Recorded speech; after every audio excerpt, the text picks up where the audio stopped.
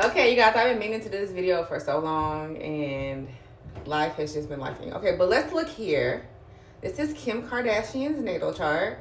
If you see this little symbol here that kind of looks like a crescent with a little plus sign underneath, that is the asteroid Lilith. This is the asteroid Lilith. And so a lot of astrologers don't go into asteroids, but I do. I find them to be a way to perfect what a chart is showing you. So as you see here, you have Lilith and then you have Pluto here, and they are smushed together. In astrology, we call it a conjunction. And you see that her sun is here, you see Lilith, you see Pluto, right? And so she has Pluto. Having Pluto near your sun is already going to mean that you're going to have to go through a lot of personal transformations and growth. You will also have to start over a lot in your life. You will have to redo things. As you can see, it's in the sign of Libra, which is the sign of marriage. And as we know, she has been married multiple times. And if you back up here, you can see that it's in the 10th house, which is the house of fame. So she has the Lilith, this sign or this asteroid that has to do with feminine oppression and also feminine empowerment in her 10th house, which governs men, higher figures, and the public. And we have a society that either hates or loves this woman. Either people want to talk so much smack about her, they hate her, she shouldn't have the fame that she has, which I will disagree because she has a North Node in Leo. So she was destined to be famous and she's supposed to be a public figure. But she, people just love or hate her. It's a love or hate relationship with her. And I'll have to move the chart over some, but if you see this little thing sticking out right there, that's Mars. She has Mars in Scorpio in her 12th house. So what I will say about Mars and the sign of Scorpio and Lilith, it all has to do with feminine sexuality. So her being a sex symbol, if I'll call her that, or a vixen of sorts, call her that's a part of her nature. Like, she literally has Lilith right here by her sun and her Pluto. She is supposed to be a sexual figure. Now, when I go over here and I see this Mars in the 12th house, what that is showing me, because the 12th house is the house of hidden enemies, men, often men that she marries, because Pluto is the other ruler of Scorpio. These men can often be her undoing. The 12th house is the house of undoing. It's the house of secret enemies. So these men can fall in love with her and be magnetized to her through this Lilith energy and this plutonic mystery that she has and her sexual prowess that she has. But then when it comes to, they can't overpower her, right? Because she has North Node in Leo. So they come over here with this Mars and Scorpio, and they do things behind her back. They do things that she doesn't know about. They do things to try to undo her. This is part of why, without me knowing, I know there's rumors, whatever. This is, just from an astrological perspective, I would actually say that she did not know anything about the sex tape. I know there's like a big go back and forth with that about whether she knew about it or not. Because she has Mars in Scorpio in her 12th house, I would say that she was not aware that it was going to be put out publicly. That was not her intention. It was supposed to be secret. But again, men are her undoing.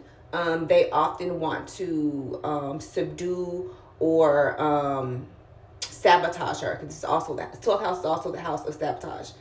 But again, she has this Lilith in the 10th house. So people love or hate her for her sexual identity, for her sexual prowess, for her fashion sense, which is also a Libra thing, for her numerous marriages. But this is the thing about Pluto.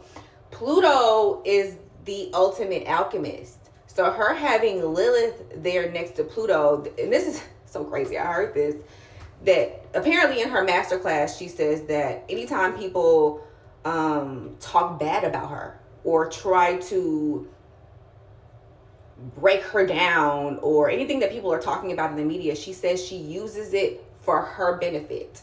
That is full blown, like, Plutonian, Scorpionic type of energy, to just be like, oh, people say I'm too sexy, let me be sexier. People say that I'm dumb, whatever, I'm still gonna go through a 3-year legal program. I'm still gonna attempt to pass the bar. Which, she has a Sagittarius rising. She's smarter than y'all think she is. So she probably will eventually pass the bar. I don't know if you guys know that sometimes there are lots of people who are lawyers today that had to take the bar numerous times to pass, and they actually went to law school. And so I have been studying astrology since I was 14 years old. I am getting closer to 40 day by day. And I have been reading charts professionally for about 12 years now.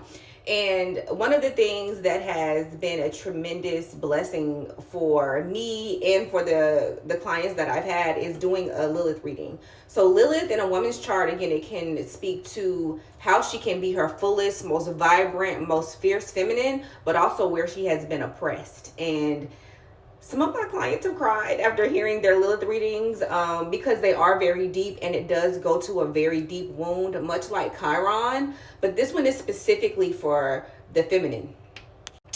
Lilith, the feminine empowerment and feminine pain asteroid. It talks about both. It speaks to both because they're actually associated with one another. It's really deep. So I told you guys I love asteroids because they really help me to pinpoint what's really going on in somebody's natal chart. And what they are really, what it really means. So when a asteroid is right next to an actual natal planet, it is emphasized. It is important, and it is something for the astrologer to take into consideration and pay attention to. So if you're interested in learning about your own Lilith placement and healing your own feminine wounds, or looking at your 2026, which I'm so excited about because it's going to be the Chinese astrology year of the horse, and I love horses, and I love the energy that they represent, please reach out to me, send me a message, or in the comments, put the word star, and I'll reach out to you so that we can see what your year ahead is like, or how we can heal your divine, sorry, my video got cut off, but so you can heal your feminine wounds. And also how you can be more of a brazen feminine and not hide your feminine power, whatever it may be, because it's different for everyone. Everyone's Lilith is in a different place in their chart. So again, if you're interested in looking at your year ahead, or looking at your Lilith placement, or even your Chiron placement, which is the asteroid of trauma, I'll have to talk about that another day. Please put the word star in the comments or send me a message, and I'll be excited to assist you. Peace.